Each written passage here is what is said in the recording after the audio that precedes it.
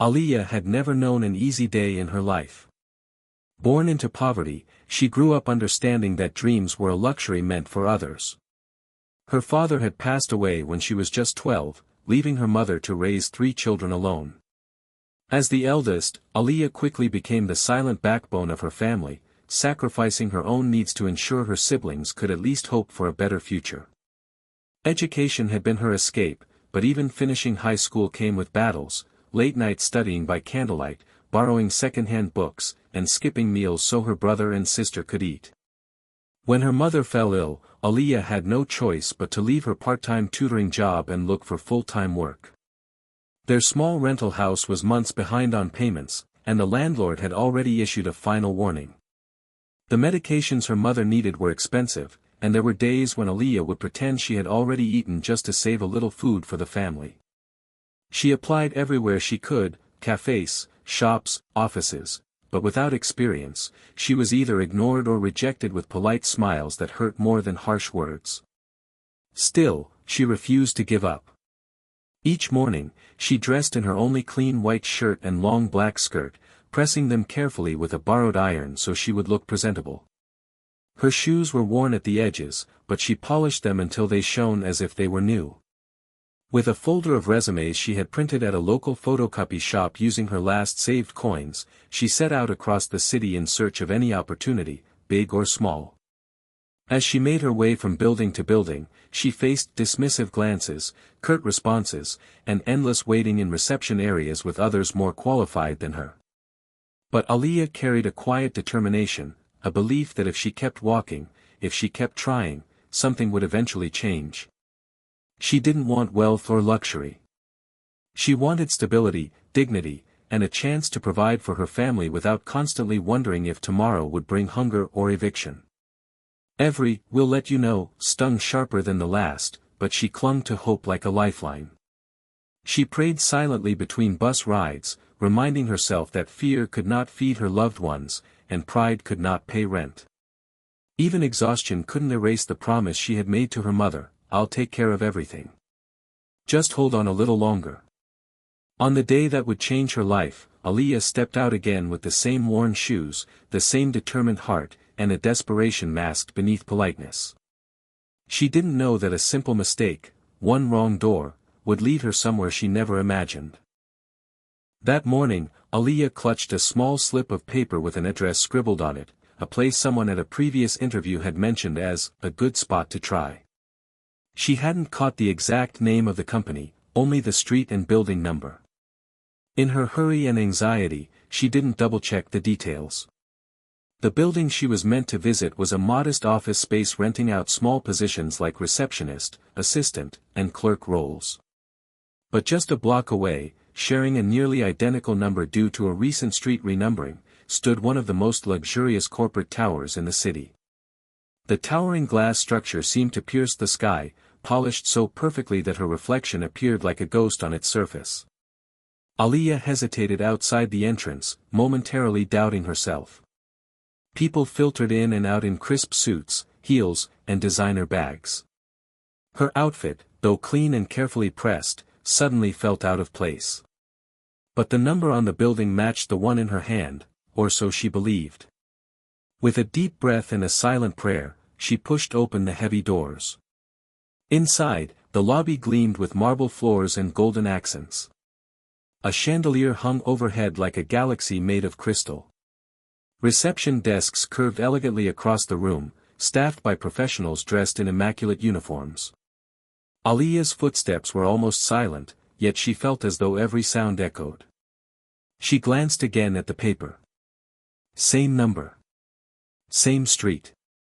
Maybe this was the place after all. A security guard gave her a brief look, but she walked with such quiet confidence that no one stopped her. She approached the reception counter and shyly asked about submitting a resume for an entry-level position. The receptionist, slightly confused, asked, "For which department?" Aaliya panicked for a split second but quickly replied with general politeness that she was willing to work in administration, as an assistant, or anywhere needed.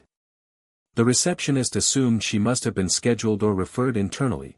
Nobody from the outside typically walked in unannounced at a corporation of this level. She was directed to the upper floors, told to wait outside an office for someone who could speak with her. As she rode the golden elevator upward, she didn't realize that she was entering the executive wing of Kingston Holdings, a multinational powerhouse known for its wealth and influence. Everything from the carpet under her feet to the soft lighting whispered money. She rehearsed what she would say, unaware that the company she was seeking was actually blocks away in a small business complex with a faded sign and creaky staircase. One slip of direction, one overlooked detail, and her life had stepped off its intended path. She did not know it yet, but that single mistaken door would lead her to the one man who would change her future forever. Aaliya sat nervously on a plush leather chair outside a large office with frosted glass panels. The hallway was quiet, lined with expensive artwork and potted plants that looked more expensive than her monthly rent. She kept her resume folder clutched tightly against her chest, afraid to even shift in her seat for fear of looking out of place. She didn't know that this floor wasn't where assistants or junior staff were hired, it was where only directors and high-level executives worked. The receptionist had assumed she had some appointment, and no one questioned her presence because she carried herself with humble politeness, not desperation. Inside the office ahead, CEO Zayden Kingston was ending a meeting with two board members. Tall, sharp-featured, and known for his intimidating calm, he rarely entertained unexpected visitors. His life was organized to the minute, and even his assistant had to schedule conversations days in advance. But fate doesn't ask for permission. Just as Zayden stepped out with a file in hand, his gaze fell upon Aaliya. She stood up quickly, startled, thinking he might ask her to leave. He was dressed in a tailored charcoal suit, his expression unreadable, his presence commanding without effort. Their eyes met for a brief second. Where most people either looked at him with admiration, fear, or greed, she looked up with pure, respectful sincerity. No hidden motives. No practiced charm. Just a girl hoping for a chance. "Are you here to see someone?" he asked, his tone even but curious. Aaliya nodded and held out her resume with both hands, unsure if speaking more would make matters worse. She explained in a soft voice that she was looking for work, any work, and had been sent to this address. She apologized if she had disturbed anyone. Most CEOs would have dismissed her immediately, called security, or directed her elsewhere without a second thought. But there was something about the way she spoke, her honesty, her composure despite obvious nervousness, that made him pause. His assistant, Julia, approached quickly, ready to intervene, assuming the girl was lost. But before she could speak, Zayden surprised them both. "Come in," he said to Aaliya, gesturing toward his office. Julia blinked, stunned. Visitors didn't just walk into his office, many high-ranking officials didn't get that privilege. Aaliya hesitated but followed quietly, every step feeling like a dream she might wake from. She stood before his polished desk, unsure whether to sit or remain standing until he guided her to a chair. In that moment, she believed she was being considered for a job interview. She had no idea their meeting was about to lead to something far more life-altering than employment. Aaliya sat carefully on the edge of the chair, her posture straight, her hands gently folded over her resume. She fully believed she was there to discuss some small office role, maybe filing papers, running errands, or assisting a department. She spoke politely, answering the CEO's casual questions about her education and family background, unaware that most people in his office were recruited through elite agencies or high-level referrals. Zayden listened with a focus that made her nervous. He rarely entertained personal stories, but something about the way she spoke, without exaggeration, without self-pity, and without expectation, held his attention. She didn't try to impress him with fake confidence. She didn't pretend to know more than she did. She was honest about what she could offer, hard-working hands, loyalty, and a willingness to learn.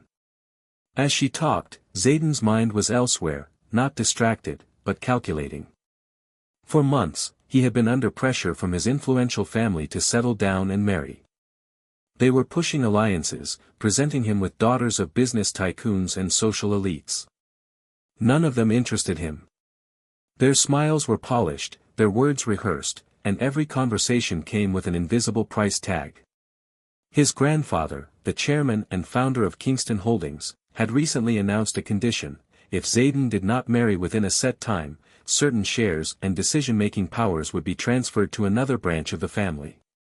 It wasn't about love to them, it was about legacy, image, and control. Zayden hated being cornered, but he also wasn't about to give up his authority over the empire he'd worked hard to maintain. As he observed Aaliya, one thought slowly surfaced: unexpected, bold, and borderline absurd. She was everything high society women were not: unaffected, grounded, and incapable of manipulating for gain. Her humility, instead of making her insignificant, made her authentic.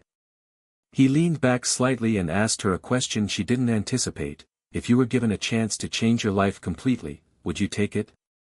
She blinked, unsure how to respond. She thought he meant a good job or training. She nodded carefully and said, if it's honest work and I can support my family, then yes, I would. His next words were nothing she could have imagined. Calmly, without theatrics, he told her he needed someone beside him, not as an employee, but as a partner. He mentioned a marriage arrangement, legal, respectful, and with security for her family, and assured her he wasn't joking. For a moment, she thought she'd misheard.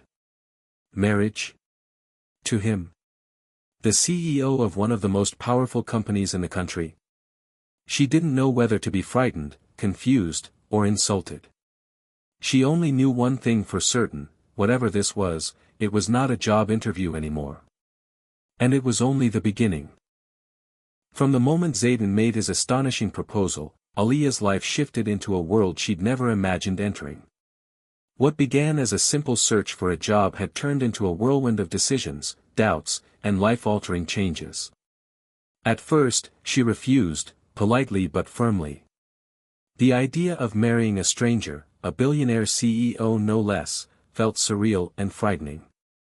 But when he explained the arrangement: legal security, respect, financial support for her family, and no force against her will, she hesitated.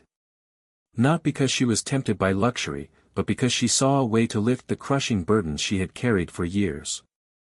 After a night of silent tears and long thoughts, she agreed, but with one request: she didn't want to lose herself. Zayden respected that more than he expected to. The contract marriage began as an exchange of needs: his to keep his position and escape manipulative alliances, hers to save her family from ruin. Yet neither anticipated how much their worlds would collide and change. Stepping into his mansion felt like stepping into another universe. Servants, security, chandeliers, and dresses worth more than her entire home, all overwhelming. She struggled at first to adapt to etiquette, expectations, and whispers from those who looked at her like she didn't belong. High society ridiculed her background, and the media speculated endlessly, painting her as a gold digger or a mystery.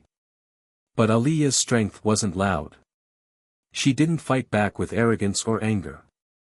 Instead, she carried herself with quiet dignity. She helped the staff instead of commanding them.